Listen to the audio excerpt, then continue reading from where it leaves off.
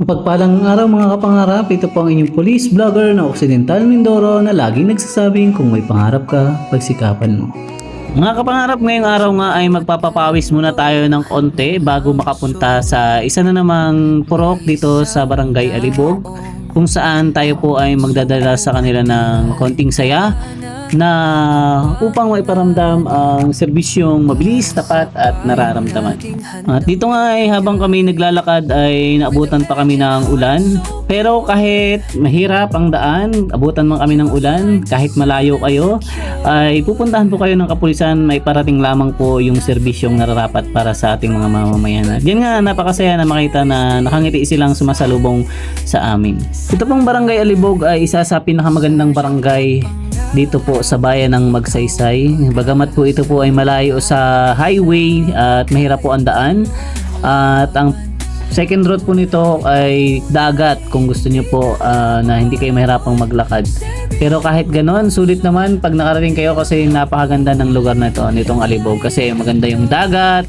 Ayan, lalo na pagkalma. Ngayon nga kasi ay taghabagat kaya malakas yung alon. Kaya yun din ang isa sa problema ng mga taga rito, dahil pagka taghabagat ay mahina ang huli ng isda, dahil yun lang ang kanilang pinagkakakitaan dito, ay talagang taghirap ang buhay pagka ganitong panahon. At dyan nga ay sinalubong agad tayo ng kanilang hepe ng mga tanod at tayo ay inassist pupunta sa barangay hall.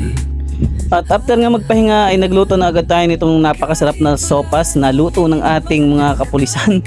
Dito masasabi na hindi lang talaga gwapo, hindi lang matikas, masarap ding magluto. At dito na po ay nagsimula na po ang ating program, kasama po ang aming mong platoon leader, ang kapitan po ng Barangay Alibog, at ang kanila pong SK na todo suporta po. Kung nakakawin sa school, ano gagawin?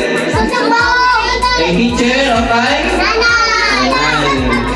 Panginoon, maraming salamat po sa pagkakataon, Panginoon, na kami po ay makarating dito po sa barangay ng Alibog, Panginoon. Salamat sa lakas ng katawan na ibinigay niyo po sa amin, Panginoon.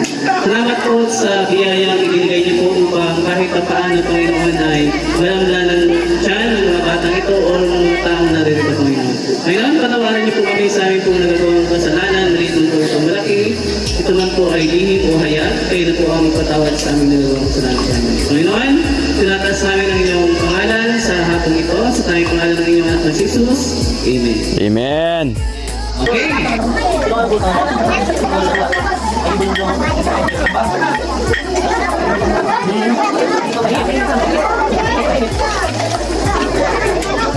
At after naman po nating magpakain ay namigay din tayo ng mga candy at nagpalaro sa mga bata. Simpleng pagpapas